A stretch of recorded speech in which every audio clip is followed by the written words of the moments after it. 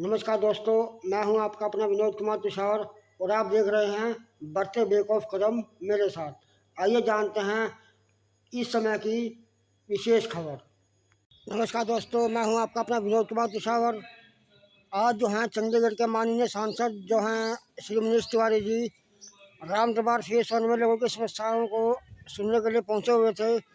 इस कार्यक्रम की जो अध्यक्षता थी वो की गई थी सोनिया गुरशरण सिंह के द्वारा, जिनके आह्वान पर जो हैं चंडीगढ़ के प्रदेश अध्यक्ष HS लक्की, चंडीगढ़ के सांसद मनीष तिवारी और वहाँ की जो जनता है उन्होंने उनके समक्ष अपनी समस्याओं को रखा।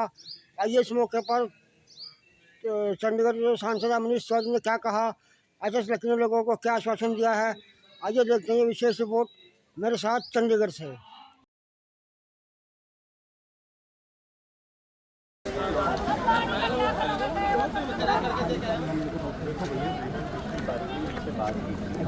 जो मलोया में मकान करने पड़ेगा वो मलोया वाले यहाँ जा अपने तो उसकी जो मैक्सिमम कोशिश उसके लिए हम कर रहे हैं।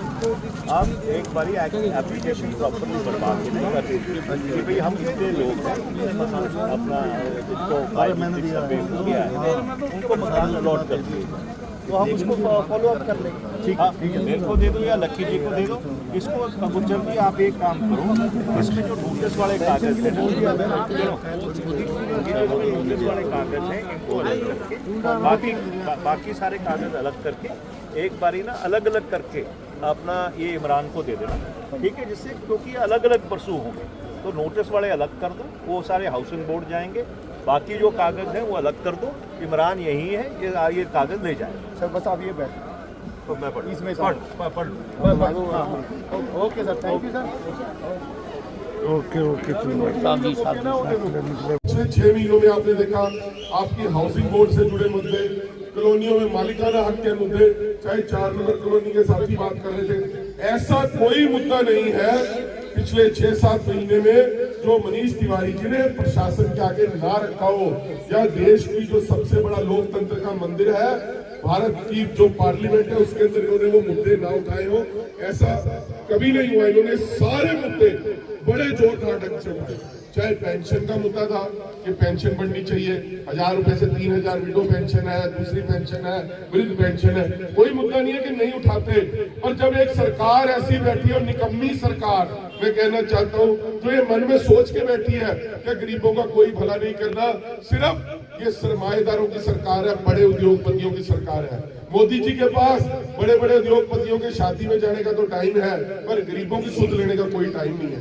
आज आपको कांग्रेस की याद आती होगी क्योंकि ये कांग्रेस पार्टी थी जिसने गरीबों को मकान दिया और यहाँ पर बसाया। कांग्रेस पार्टी थी जो हमेशा 36 बिरादरी की बात करती है। कांग्रेस पार्टी है जो समाज के हर वर्ग के साथ चलती है, चाहे वो गरीब मजदूर है, चाहे वो SC समाज से आता है, चाहे वो किसी और समाज से आता है, चाहे वो अल्पसंख्यक है, हर साथी की बात जो है कांग्रेस पार्टी करती है।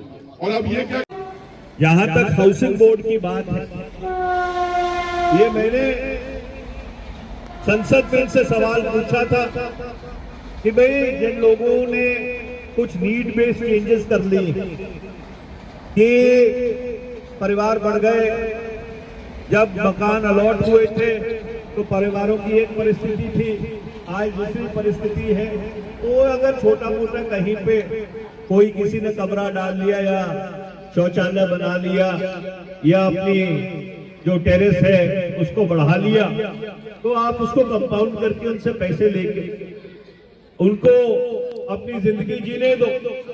तो सरकार की तरफ से जवाब क्या है कि चंडीगढ़ एक ऐसे इलाके में पड़ता है जहां पे भूकंप आते हैं, और इसलिए ये जो नीड बेस्ड चेंज है ये हम इसलिए इसकी इजाजत नहीं दे सकते कि भूकंप आया तो वो मकान गिर जाए। ये लिखित में सरकार ने मेरे को जवाब दिया। तो मैंने इनसे पूछा, मैं कहा भाई दिल्ली भी तो उसी जोन में पड़ता है जिसमें चंडीगढ़ पड़ता है जहां पे भूकंप आते हैं, तो दिल्ली में आपने 1999 में एक नीति निर्धारित करके जिन लोगों ने छोटी मोटी वायलेशन कर रखी है उनको आपने वन टाइम रिलीफ एक बारी की छूट क्यों दी है, उसका कोई जवाब नहीं।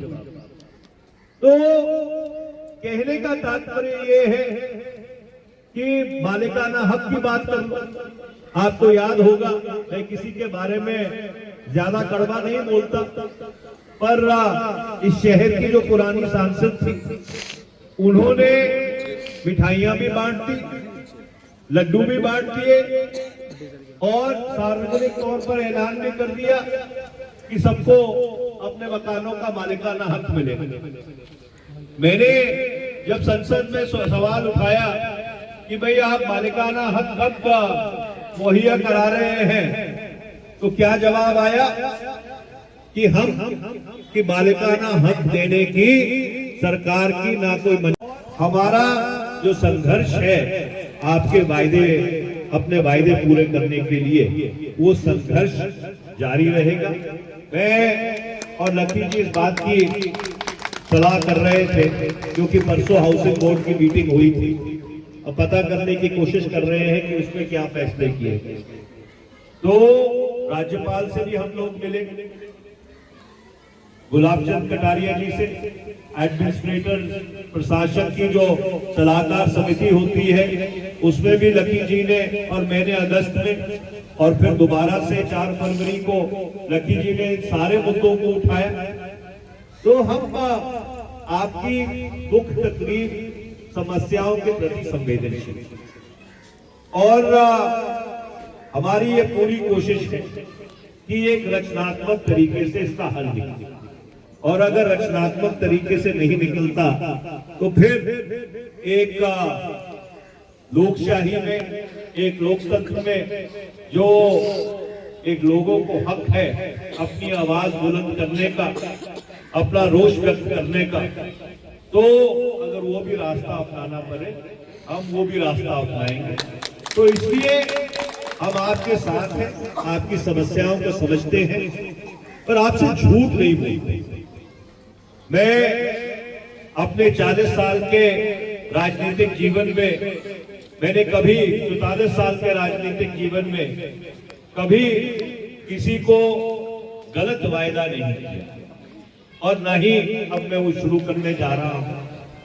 हम आपके साथ हैं, आपकी समस्याओं को उठाते रहेंगे और मैं फिर ये बात कहना चाहूंगा कि हमारी पूरी कोशिश रहेगी कि रचनात्मक तरीके से इसका कोई हल निकले, पर उसके साथ साथ आपको भी ये बात समझनी पड़ेगी कि सरकार हमारी नहीं है, सरकार भाजपा की है और भाजपा की सरकार जो इस देश का आम आवाम है, जो गरीब आदमी है, उसका काम नहीं करना चाहती और उसके ऊपर जितना बोझ हो सके, चाहे टैक्स के माध्यम से, चाहे कॉरपोरेशन के सीवरेज के सेस बढ़ाने से, बिजली के बिल बढ़ाने से जितना बोझ डाल सकती है, इसमें इनकी दिलचस्पी रहती है। पर इसके बावजूद कांग्रेस पार्टी का हर कार्यकर्ता आपके साथ खड़ा है और हमारा ये संघर्ष जारी रहेगा। बहुत बहुत धन्यवाद। बहुत बहुत धन्यवाद। आप यहाँ पहुंचे।